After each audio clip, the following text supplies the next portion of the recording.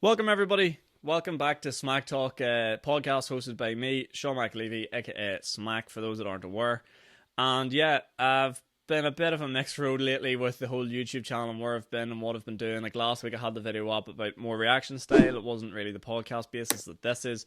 But yeah, we're still trying to figure it out. And to be honest, my head is absolutely fried which way to take it, to be honest with you. Because obviously, the whole. I can hardly even bring myself to say the word. The whole end of the world is happening still. And it's hard, especially when you decide you're going to be a stand-up comedian, or at least give it a go, and you can't do stand-up comedy anywhere. So, yeah, that's been a bit of a problem for me, because a whole lot of the content based on this channel was going to be about me doing stand-up and clips from me on stage and da-da-da-da-da. But unfortunately that hasn't happened, and I don't want to leave it sitting still, so I actually do try my best to keep putting out stuff for you. And I feel like the podcast is a good basis for that, but it can be a bit... It can be a bit on the chatty side and not me really making jokes as much, because I like to get things off my chest and what I'm thinking and what I'm talking about, and it's not always joke or entertainment reaction-y sort of stuff. A lot happening. It's just a still. So still working on that. I don't know, I might start vlogging or try different things as well, just get content up there. So if you want to see anything like that, or you have any ideas of a series you'd like to see, or anything that I have done that I haven't really followed up on, let me know. Because I react to everything people say, I see everything people say, so let me know what you'd like to see and help a brother out. Help a man out here, please. But yeah, also the set might look a wee bit set. Oh my god, who do I think I am? The room might look a bit different and stuff, because I'm working off a different camera, because this will allow me to record now and just sync the audio together for more than 10 minutes, and the camera won't explode and shut itself down like the last one did. So yeah, it might look a wee bit different. I think I might look a bit pale, to be honest, but to be honest I am pale anyway, so it shouldn't be a massive issue, and I don't think the quality should suffer that much, hopefully not. But yeah, other things changed this set was, so my brother said he wanted me to get some, some tools in the background and stuff like that there. He said make the set more manly, so yeah, I might get a picture of a semi-naked woman with a tagger or something chained on it to put to the back and change something. I don't know. Yeah, so that, let me think, is that all the wee silly updates we have done? Yeah, basically that's it. So yeah, what's going on this week? The news has been lockdown, and more lockdown. So obviously we're going into another 4-week lockdown here. They've decided to punish barbers and hairdressers for track and tracing people and, actually doing what they're supposed to do and shut them down to help with the number of cases. And as you can probably tell, I don't particularly agree with it. I think barbers and hairdressers have done a stand-up job. I actually didn't go and get my haircut. I'm recording this on the Saturday, so they all closed yesterday. But I seen they're open to 9 o'clock at night, some of them, and real late, to try and get people, freshened up and trimmed up, even though there's nowhere to go anymore. But because bars are now closed as well, yay. And it's just funny how they've closed them and they're actually doing a good job of the whole social distancing. Well, not, you can't really social distance, but PPE and track and trace and all that there sort of stuff. I thought the barbers were doing quite a good job of that. But it's just funny to see all the wee fellas after school yesterday going in for their skin fades, I'm not going to survive with my skin fade for another 4 weeks. For some reason, boys have this culture now that if you can't see a part of your scalp through your haircut, it's not a fresh trim, which I cannot understand for one bit. It doesn't suit me. I have never gone for skin fade. Head's too big. There's enough skin on show as there is around my head and face. So I feel like getting more out around the sides and back would be a huge disservice to everybody, and you just don't want to see that, trust me. But yeah, and the other thing is with the skin fade is they have you, because as soon as you get your skin fade and it starts to grow out again, you think your hair's got too long, when realistically it's 2 millimeters in length, because you've actually went from having no hair to a wee tiny bit of hair. So yeah, I sound like a wee old man giving off about skin fades, but they're not for me. Skin fades are the absolute reason the price of haircuts has gone up as well, which is absolutely outrageous. Used to get a haircut for in round under a tenner, flat, consistent. Now a good skin fade, a good fade, costs you about 15 quid or something. And how long does a haircut take? 15 minutes. So £1 a minute you're paying for a haircut, and then they want you to come back every 2 weeks because you need to get your skin fade done again. It's absolute madness.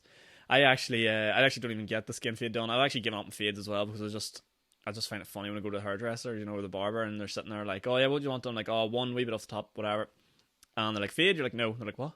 They like look at you, they like stop, and they're like, wait, you said no Fade, right? And you're like, yeah, and just, number one, remember like 2010, people, Fade didn't exist. And she's like, yeah. She's like, okay, cool.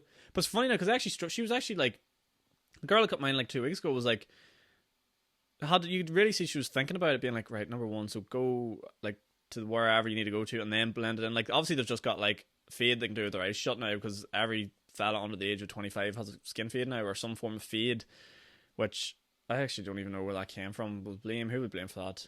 We'll blame Gals from Geordie Shore or something. He seemed like a man that maybe started the fade trend. But yeah, really strange that.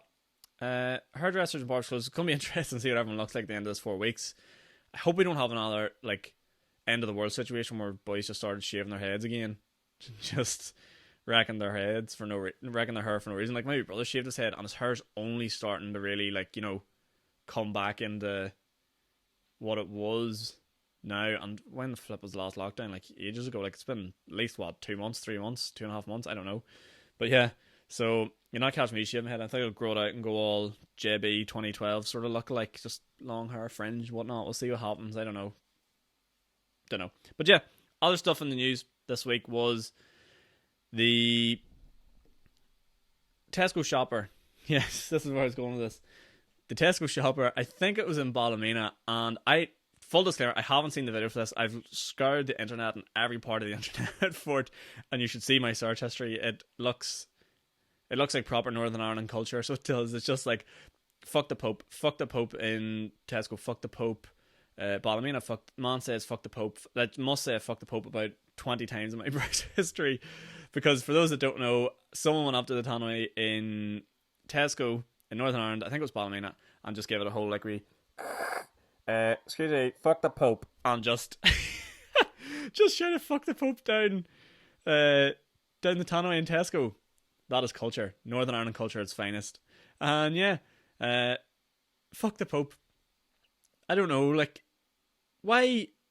Who are you hurting there? That's just, Northern Ireland, the sectarianism in Northern Ireland is obviously fantastic sometimes. Like that is just pure and utter gold. Like, I could think of, it's actually, you know what? Is it better? Is it better than those people that go up to the tannoy and fart down? That's pretty disgusting. That actually, now I think of it, I've seen those videos recently. People have been going up to tannoys and just going like, beep boop, and just like walking away from it as if they've, comedy gold 2020's hit its all-time peak. But yeah, it's a strange one. I wonder, the next one's probably going to be like, it's, what was that chant they had? Oh yeah, it's like, bimbo, we hate Catholics, and then the whole shop just like, everybody hates Roman. That actually, yeah, I wonder if, you could get a full-on chant going if you had a really proper good sectarian area. Like, I don't know too many sectarian chants. I've never been to a Celtic Rangers game before, but yeah, just, oh yeah, you just, next time, maybe it's good, maybe down in Europe you'd get like, bimbo, come out you black and tans, the whole shop, come out and fight me, like, I don't know. Yeah, if you haven't told, this is day one of lockdown, I've probably already started losing the plot. Speaking of man of losing the plot, Edwin Poots, actually, I seen on the news recently. He's a politician. I don't really watch news anymore because it's just depressing. But he was indirectly making a bold claim that Catholics are causing an increase in the number of coronavirus cases. Again, culture. And he is claiming that basically because of sporting events, certain sporting events, directing that towards Gaelic and Catholics, and because of certain funerals that took place in Northern Ireland and people seeing their politicians going out and supporting those funerals, again, directed at Sinn Féin and Catholics, that because they've seen their politicians do it and their leaders, they have decided that they're going to stop following the rules and do as their leaders did, and that's just directed at Catholics. So, I mean, Edwin Poots, how can you justify that and say that Catholics are causing an increase? You're just wrong. Just completely wrong. Like, ding dong, Edwin Poots is a wanker. There's a good one for you from for Tesco. Next time I'm in there, you might hear that. You know who it was. Anyone watching this, I don't want to be indirectly involved in any sort of scandal with Tesco, because I actually seen there's a police investigation that for saying fuck the Pope down in Tesco. So yeah, I don't want to be part of any of that. But yeah, blaming Catholics, like, just take a day off. When the politicians in Northern Ireland ever stop? Like we're trying to get through another lockdown here, and you're blaming Catholics as if like, you know what, Protestants, no, Protestants are immune. The cure is Protestantism. Wait, no wait. The cure to coronavirus is being a Protestant. When you're a Protestant, you won't get it, and you won't pass it to anybody, and you'll be safe forever because you know you're Protestant and you love the sash and you love the Union Jack and the Queen will keep you safe. Like, it makes as much sense as putting. I don't fucking know. Like, it makes as much sense as fucking. I don't know.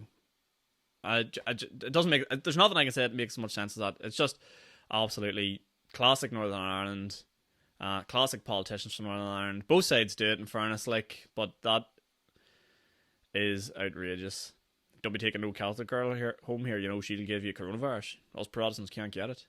It's only Protestants, Catholics who carry it. That's like, it's like, what was it in Derrick, as I said? It's like Catholics like ABBA and Protestants don't like ABBA.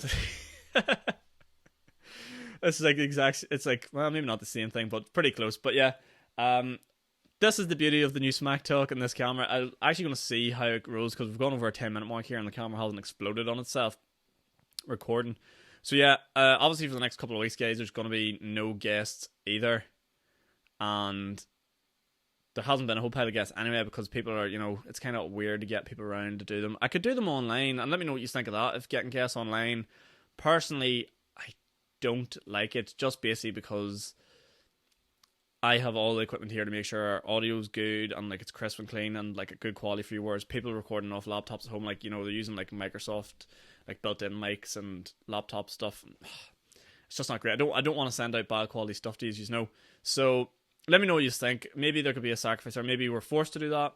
I have a couple of people in mind that we could have on, and we'll see how it goes. But if you're interested, put some feedback down in the comments and let me know what you think. This is probably going to wrap it up here. Great Sectarian episode this of SMAC Talk. And yeah, checking out. Bing bro. We'll see you all later next time. Good luck.